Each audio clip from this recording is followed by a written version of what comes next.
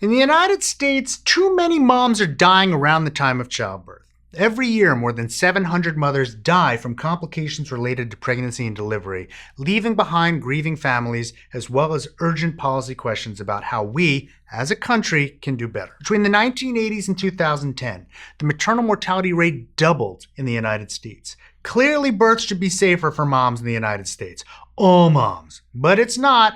Some moms are at greater risk. That's the topic of this week's Healthcare Triage.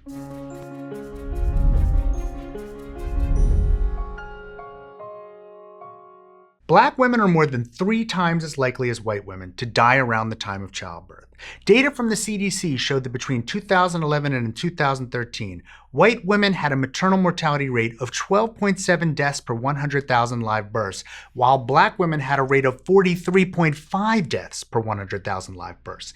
These racial inequities are not explained by differences in education or income. For example, a 2016 study of data from New York City showed that college-educated black women had a higher risk of severe maternal morbidity than a white woman without a high school diploma. The causes of maternal mortality and racial disparities in maternal mortality are myriad and complex. They can be grouped based on timing and include 1. Maternal health before pregnancy, 2. Access to care and quality of care during pregnancy and childbirth, and 3. Recovery support and access to care after childbirth. Many research studies document that the risks for maternal mortality are greater for black women.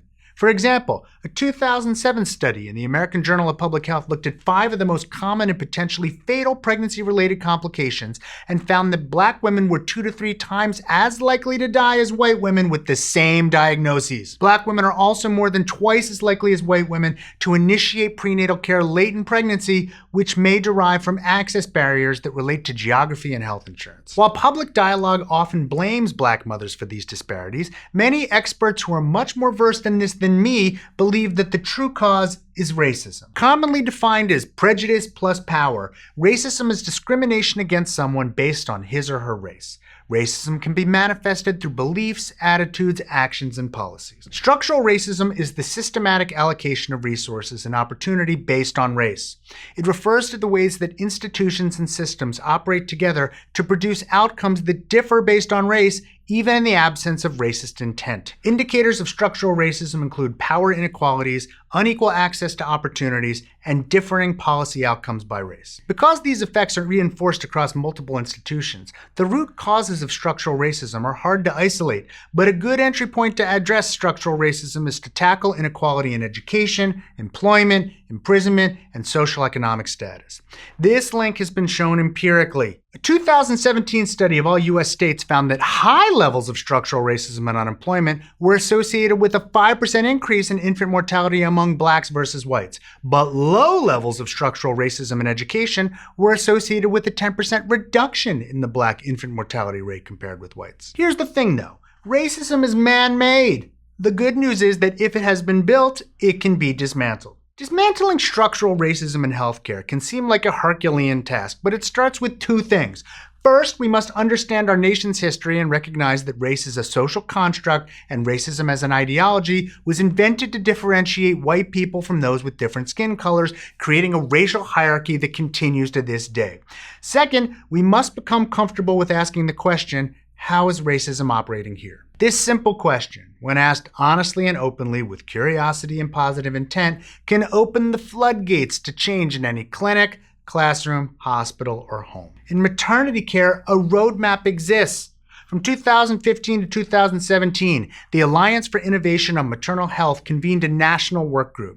The group reviewed reams of scientific evidence and developed what's known as a care bundle, or set of practices, to reduce maternal racial and ethnic disparities in perinatal health. That bundle was recently published and provides concrete action steps that clinicians and health systems can take during pregnancy to identify, measure, understand, and begin to make change in racial inequities that occur during pregnancy and childbirth care. The bundle may signal progress, but it's not a panacea. It will take more than the bundle to undo the effects of racism on birth outcomes, including expanding the work beyond healthcare delivery systems to address payment reform, workforce diversity, and most importantly, listening to all mothers. Everyone deserves to feel safe, respected, cared for, and empowered during pregnancy and childbirth.